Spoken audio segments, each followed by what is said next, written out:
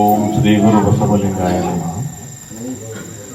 ಬಸವಾದಿ ಶರಣರನ್ನು ಸ್ಮರಿಸುತ್ತಾ ನಮ್ಮ ದೇಶಕ್ಕೆ ಸ್ವಾತಂತ್ರ್ಯ ತಂದುಕೊಟ್ಟರಲ್ಲಿ ಹೋರಾಟ ಮಾಡಿ ಹುತಾತ್ಮರಾದ ಎಲ್ಲ ಸ್ವಾತಂತ್ರ್ಯ ವೀರ ಯೋಧರನ್ನು ಸ್ಮರಿಸುತ್ತಾ ಸ್ವಾತಂತ್ರ್ಯ ನಂತರ ನಮ್ಮ ಭಾರತ ದೇಶದ ಗಡಿಗಳನ್ನು ಕಾಯ್ದುಕೊಂಡು ಬಂದು ನಾವು ನೀವು ಇಷ್ಟು ನೆಮ್ಮದಿಯಿಂದ ಜೀವನ ನಡೆಸುವುದಕ್ಕೆ ಅನುವು ಮಾಡಿಕೊಟ್ಟಂತ ವೀರ ಯೋಧರು ಹುತಾತ್ಮರಾಗಿದ್ದಾರೆ. ಆ ಹುತಾತ್ಮ ಯೋಧರನ್ನು ಸ್ಮರಿಸುತ್ತಾ ಸದ್ಯದ ದಿನಮಾನಗಳಲ್ಲಿ ನಮ್ಮ ಭಾರತದ ಶಕ್ತಿ ಏನು ಅಂತ ತೋರಿಸಿಕೊಟ್ಟಂತ ವೀರ ಯೋಧರನ್ನು ಅಭಿನಂದಿಸುತ್ತಾ ನನಗೆ ಬಾಲ್ಯದಿಂದ ಇಂದಿನವರೆಗೆ ಶಿಕ್ಷಣ ನೀಡಿದ ಎಲ್ಲ ಗುರು ಹಿರಿಯರನ್ನು ಸ್ಮರಿಸುತ್ತಾ ವೇದಿಕೆ ಮೇಲಿರುವ ಎಲ್ಲ ಗಣ್ಯರೇ, ಶರಣು ವಿಶ್ವವಚನ ಫೌಂಡೇಶನ್ನ ಶರಣ ದಂಪತಿಗಳಾದ ಕುಮಾರಸ್ವಾಮಿಯವರೇ, ರೂಪಾ ಅವರೇ, ನಿಮ್ಮೆಲ್ಲರಿಗೂ ಈ ಗ್ರಾಮದ ಎಲ್ಲ ಬಂಧುಗಳೇ, ತಮ್ಮೆಲ್ಲರಿಗೂ ಪ್ರೀತಿಪೂರ್ವಕ ಶರಣಾರ್ಥಿ.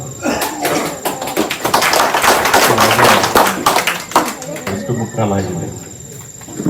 ಉದ್ಘಾಟನೆ ಅಂದರೆ ಎಷ್ಟಿರಬೇಕಲ್ಲ, ದೀಪ ಚೌಕಾರ ಒಂದು ಸಣ್ಣ ಸ್ವಿಚ್ ಹಾಕ್ತೀವಿ, ಭಾಳ ದೊಡ್ಡ ಬೆಳಕಾಗ್ತದೆ, ಅಷ್ಟೇ ಇರಬೇಕು ಅಂತ ಹೇಳ್ತಾರೆ. ಆದ್ದರಿಂದ ಈ ಒಂದು ಅರ್ಥಪೂರ್ಣವಾದ ಕಾರ್ಯಕ್ರಮಕ್ಕೆ ಕಾರಣರಾದಂಥ ಶರಣ ದಂಪತಿಗಳಾದ ಕುಮಾರಸ್ವಾಮಿ ಅವರು ಮತ್ತು ರೂಪಾ ಅವರು ಹಾಗೂ ಈ ಗ್ರಾಮದ ಗ್ರಾಮ ಪಂಚಾಯತಿ ಸದಸ್ಯರು, ಇತರ ಹಿರಿಯರು, ಶರಣ ಬಂಧುಗಳು ಎಲ್ಲರಿಗೂ ನಾನು ಹೃತ್ಪೂರ್ವಕವಾದ ಅಭಿನಂದನೆಗಳನ್ನು ಸಲ್ಲಿಸ್ತೇನೆ, ಧನ್ಯವಾದಗಳನ್ನು ಸಮರ್ಪಿಸ್ತೇನೆ. ಇದು ಗ್ರಾಮಗಳಲ್ಲಿ ಆಗಬೇಕು. ವಚನ ಗ್ರಾಮ ಅಂದ್ರೆ ಏನರ್ಥ ಅಂದ್ರೆ ಗ್ರಾಮದಲ್ಲಿರುವ ನಿವಾಸಿಗಳು ಎಲ್ಲರೂ ಒಂದಿಲ್ಲ ಒಂದು ವಚನವನ್ನು ಪಾಲಿಸಬೇಕು. ಈಗೇನಾಗಿದೆ ಅಂತ ಹೇಳಿದ್ರೆ ಜಾತೀಯತೆ ಅತಿ ಹೆಚ್ಚಾಗಿದೆ, ಅನೈತಿಕತೆ ಹೆಚ್ಚಾಗಿದೆ, ಭ್ರಷ್ಟಾಚಾರ ಜಾಸ್ತಿ ಆಗಿದೆ. ಇವೆಲ್ಲವೂ ಕಡಿಮೆ ಆಗ್ಬೇಕಂತೀರ? ಇಲ್ಲ, ಕಡಿಮೆ ಆಗೋದೇನು ಅವಶ್ಯ ಇಲ್ಲ. ಯಾರು ಇದ್ರೆ ಕೈ ಎತ್ತಿ ಟ್ರೈ ಮಾಡಿ, ಕಡಿಮೆ ಆಗಲೇಬೇಕು. ಹಾಗಾದ್ರೆ ಇವಾಗ ಮದ್ದು ಅಂತ ಹೇಳಿದ್ರೆ, ಒಂದು ಔಷಧಿ ಅಂತ ಹೇಳಿದ್ರೆ ಬಸವಾದಿ ಶರಣರ ವಚನಗಳು. ಒಂದು ವಚನದ ಒಂದು ಸಾಲು, ಚಲಬೇಕು ಶರಣಂಗೆ ಪರಧನವನ್ನೆನೆಪ. ಇದು ನಾನು 22-23ನೇ ವಯಸ್ಸಿನಲ್ಲಿ ಇಂಥ ಒಂದು ಸಮಾರಂಭದಲ್ಲಿ ಪ್ರವಚನಕಾರರು ಹೇಳೋದನ್ನು ಕೇಳಿದ್ದೀನಿ. ಏನದ ಅರ್ಥ ಅಂತ ನಾನು ಅವ್ರಿಗೆ ಕೇಳಿದೆ. ಎಲ್ಲ ಶರಣರಿಗೆ ಪರಧನ ಬೇಡವೇ ಬೇಡ ಅನ್ನೋ ಗಟ್ಟಿ ಮನಸ್ಸಿರಬೇಕು, ಛಲ ಇರಬೇಕು ಅಂತ ಹೇಳಿ. ಹಾಗಾದ್ರೆ ಪರಧನ ಅಂದ್ರೆ ಏನ್ರಿ ಅಂತ ಕೇಳಿದ್ರೆ, ಯಾವ್ದು ಪರಧನ ಅನ್ಬೇಕು? ನಾನು ಸತ್ಯ ಶುದ್ಧ ಕಾಯಕದಿಂದ ನೀನು ದುಡಿದಿದ್ದು ಗಳಿಸಿದ್ದು ಮಾತ್ರ ನಿನ್ನದು. ಯಾವುದೇ ಕಷ್ಟ ಇಲ್ಲದೆ ಯಾವ ಮೂಲದಿಂದ ಬಂದ್ರು ಅದು ಪರಧನ. ಅಂಥದನ್ನ ಬೇಡ ಅನ್ಬೇಕು ಅಂತ ಹೇಳಿ, ಬೇಕೇ ಬೇಕಿಲ್ಲ ಅನ್ಬೇಕು. ಹಾಗಾದ್ರೆ ನಾನು ಹೇಳಿದೆ, ನಮ್ಮ ಅಜ್ಜ ಕೋಟ್ಯಾಂತರ ರೂಪಾಯಿದ ಆಸ್ತಿ ಕಳಿಸಿದ. ಅಜ್ಜಗ ಅಪ್ಪ ಒಬ್ಬನೇ ಮಗ, ಅಣ್ಣ ಅಕ್ಕ ತಂಗಿ ಅಣ್ಣ ತಮ್ಮ ಯಾರಿಲ್ಲ, ಎಲ್ಲವೂ ಆತಕ್ಕೆ ಬಂತು. ಆತಗೆ ನಾವು 6 ಜನ ಮಕ್ಕಳು. ಅದನ್ನ ನಾನು ತಗೋಬೇಕ ಬೇಡ ಅಂತ ಕೇಳಿದೆ. ಬೇಡ ಅಂದ್ರೆ ನೀನು ಶರಣಾಗ್ತಿ, ತಗೊಂಡ್ರೆ ನೀನು ಆಗಂಗಿಲ್ಲ. ಏನಾಗಬೇಕು ಅನ್ನೋದು ನೀನು ಯೋಚನೆ ಮಾಡುವಂತ. ಆಗ ನಾನು ನಿರ್ಣಯ ಮಾಡಿದೆ, ಅಜ್ಜ ಮಾಡಿದ ಆಸ್ತಿ ಬಿಟ್ಟು ಒಂದು ವಯಸ್ಸಿಗೆ ಬಂದ ನಂತರ, ಜವಾಬ್ದಾರಿ ಬಂದ ನಂತರ ಅದನ್ನು ಬಿಟ್ಟು ಬದುಕು ಕಟ್ಟಿಕೋಬೇಕು. ನನ್ನ ಹೆಂಡತಿ ಮಕ್ಕಳು ಎಷ್ಟು ಆಗ್ತಾರ ಅವ್ರನ್ನೆಲ್ಲ ಅದರಿಂದಲೇ ನನ್ನ ಸ್ವಂತ ಉತ್ಪನ್ನದಿಂದ, ಆದಾಯದಿಂದ ಸಾಕಬೇಕು ಅಂತ ಹೇಳಿ. ಹಾಗಾಗಿ BA ಪಾಸಾಗಿ 7 ವರ್ಷಗಳ ನಂತರ ಮದುವೆ ಆಗಿ ಒಬ್ಬ ಮಗ ಆದ್ಮೇಲೆ ಎಲ್ಲೆಲ್ಲಿಗೂ ಓದಕ್ಕೆ ಹೋದೆ, ಪಾಸಾಗಿ ಬಂದೆ.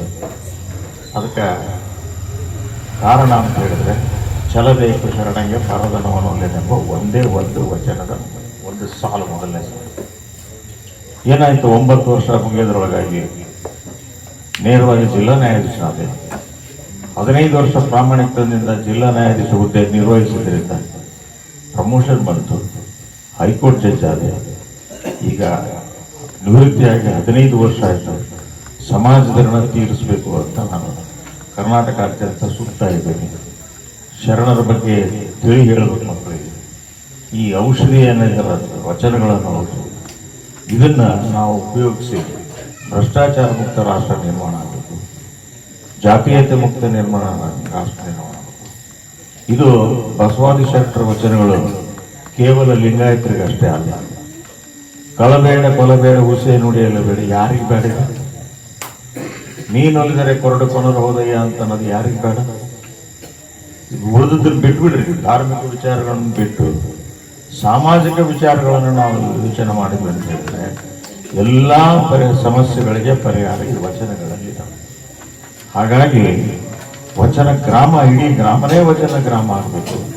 ವಚನಗಳನ್ನು ನಾವು ಗ್ರಾಮಾಂತರ ಪ್ರದೇಶದ ನಿವಾಸಿಗಳಿಗೆ, ಅವರ ಮಕ್ಕಳುಗಳಿಗೆ ತಿಳಿಸಿ ಹೇಳಬೇಕು ಅನ್ನೋ ಒಂದು ಉದಾತ್ತವಾದ ಅತ್ಯುತ್ತಮವಾದ ಗುರಿಯನ್ನಿಟ್ಟುಕೊಂಡು, ಧ್ಯೇಯವನ್ನಿಟ್ಟುಕೊಂಡು ಈ ಶರಣ ದಂಪತಿಗಳು ಮಾಡ್ತಾರೆ. ಸುಮಾರು ಒಂದು 7-8 ವರ್ಷ ಆಯ್ತು ಅವ್ರ ಸಂಪರ್ಕಕ್ಕೆ ನಾನು ಬಂದು. ಆ ಇಷ್ಟು ವರ್ಷಗಳಲ್ಲಿ ನಾನು ಕರ್ನಾಟಕದಲ್ಲಿ ಎಷ್ಟು ಕಡೆ ಅಡ್ಡಾಡ್ತೀನಲ್ಲ, ಈ ರೀತಿ ಸತಿಪದಿಗಳು ಒಂದಾದ ಭಕ್ತಿ ನಾನು ಬೇರೆ ಕಡೆ ಎಲ್ಲೂ ನೋಡಿಲ್ಲ. ಆದ್ದರಿಂದ ಅವರು ಆದರ್ಶ ದಂಪತಿಗಳು, ಅನುಕರಣೀಯ ದಂಪತಿಗಳು. ಕುಮಾರಸ್ವಾಮಿ ಅವರು ತಮ್ಮ ಶಿಕ್ಷಕ ವೃತ್ತಿಯ ಜೊತೆಗೆ ಈ ಕೆಲಸ ಮಾಡ್ತಾ ಬಂದರು. ಆದ್ದರಿಂದ ಅದನ್ನು ನಾವು ಅರ್ಥ ಮಾಡಿಕೊಂಡು ನಾವು ಯಾಕೆ ಹೀಗಾಗಿದೆ ಪರಿಸ್ಥಿತಿ ಅಂತ ಹೇಳಿದ್ರೆ, ತತ್ವಗಳಿಗೂ ಆಚರಣೆಗೂ ಒಂದಕ್ಕೊಂದು ಸಂಬಂಧ ಇಲ್ಲ. ತತ್ವಗಳನ್ನು ಹೇಳ್ತೇವೆ, ಅವನ್ನ ಆಚರಣೆಗೆ ತರೋದಿಲ್ಲ. ಹಾಗಾಗಿ ಸಂವಿಧಾನದ ಬಗ್ಗೆ ಬಹಳಷ್ಟು ಮಾತಾಡ್ತೀವಿ, ಆ ಸಂವಿಧಾನವನ್ನು ಬಿಟ್ಟು ಅದರ ತದ್ವಿರುದ್ಧವಾಗಿದೆ. ನಮ್ಮ ಅನೇಕ ರಾಜಕಾರಣಿಗಳು ಬಸವಣ್ಣನ ಹೆಸರಲ್ಲೇ ಪ್ರತಿಜ್ಞೆ ಮಾಡಿ ಪ್ರಮಾಣ ವಚನ ಸ್ವೀಕಾರ ಮಾಡ್ತಾರೆ. ಕೆಳಗಿಳಿದು ಬಂದು ಅಧಿಕಾರ ಸ್ವೀಕಾರ ಮಾಡಿದ ತಕ್ಷಣ ಆ ಬಸವ ತತ್ವಕ್ಕೆ, ಶರಣರ ತತ್ವಕ್ಕೆ ತದ್ವಿರುದ್ಧವಾದ ನಡೆದಿಯನ್ನು ನಡೀತಾರೆ. ಅವರು ನಮಗೆ ಆದರ್ಶ ಅಂತ ಅನಿಸಬಾರ್ದು. ನಮ್ಮ ಮಕ್ಕಳನ್ನು, ಮೊಮ್ಮಕ್ಕಳನ್ನು ಆದರ್ಶ ಮತ್ತು ಅನುಕರಣೀಯ ವ್ಯಕ್ತಿಗಳನ್ನಾಗಿ ರೂಪಿಸಬೇಕು. ಹಾಗೆ ಮಾಡಬೇಕಂತ ಹೇಳಿದರೆ ಬಸವಾದಿ ಶರಣರ ವಚನಗಳು ನಮಗೆ ದಾರಿದೀಪ ಆಗ್ತವೆ, ಎಲ್ಲ ಸಮಸ್ಯೆಗಳಿಗೆ ಪರಿಹಾರ ಕೊಡ್ತವೆ. ಅವುಗಳನ್ನು ನಾವು ತಿಳ್ಕೊಳ್ಬೇಕಂತ ಹೇಳಿ ಈ ದಿಶೆಯಲ್ಲಿ ಎಲ್ಲರೂ ಪ್ರಯತ್ನ ಮಾಡಲಿ ಅಂತೇಳಿ ನಿಮ್ಮ ಮಕ್ಕಳನ್ನು, ಮೊಮ್ಮಕ್ಕಳನ್ನು ನನಗಿಂತಲೂ ಉತ್ತಮವಾದ ಪ್ರಜೆಯನ್ನಾಗಿ ನಿರ್ಮಾಣ ಮಾಡುವ ಜವಾಬ್ದಾರಿ ಈಗಿನ ಹಿರಿಯ ನಾಗರಿಕರಿಗೆ. ಅದನ್ನು ಮಾಡ್ರಿ ಅಂತ ವಿನಂತಿ ಮಾಡ್ಕೊಳ್ತಾ, ಹೆಚ್ಚು ಸಮಯ ಮಾತಾಡಬಾರ್ದು ಅಂತ ಹೇಳಿದೆ. 7 ನಿಮಿಷ 31 ಸೆಕೆಂಡ್ ಆಯಿತು. ಇಷ್ಟು ಹೇಳಿ ಈ ಒಂದು ಅರ್ಥಪೂರ್ಣವಾದ ಕಾರ್ಯಕ್ರಮವನ್ನು ಬಸವಣ್ಣನೇ ನನ್ನ ಮೂಲಕ ಉದ್ಘಾಟನೆ ಮಾಡಿಸಿಕೊಂಡ ಅಂತ ಹೇಳ್ತಾ ನನ್ನ 4 ಮಾತುಗಳನ್ನು ಮುಗಿಸ್ತೇನೆ. ಎಲ್ಲರಿಗೂ ಪ್ರೀತಿಪೂರ್ವಕ ಶರಣ. ನಮ್ಮ ಈ ಒಂದು ಗ್ರಾಮಕ್ಕೆ ಗಂಗಾವತಿಯಿಂದ ಆಗಮಿಸಿರ್ತಕ್ಕಂಥ ಹಿರಿಯರು, ನಮ್ಮ ಹೈಕೋರ್ಟ್ನ ನಿವೃತ್ತ ನ್ಯಾಯಮೂರ್ತಿಗಳು ನಮ್ಮ ಗ್ರಾಮಕ್ಕೆ ಆಗಮಿಸಿದ್ದಾರೆ. ಅವರಿಗೆ ನಮ್ಮ ಗ್ರಾಮದ ಗೌಡಿಕೆಯವರು ನಮ್ಮ ಗ್ರಾಮದ ಪರವಾಗಿ ಈ ಒಂದು ಮುಕ್ತ ಗೌರವವನ್ನು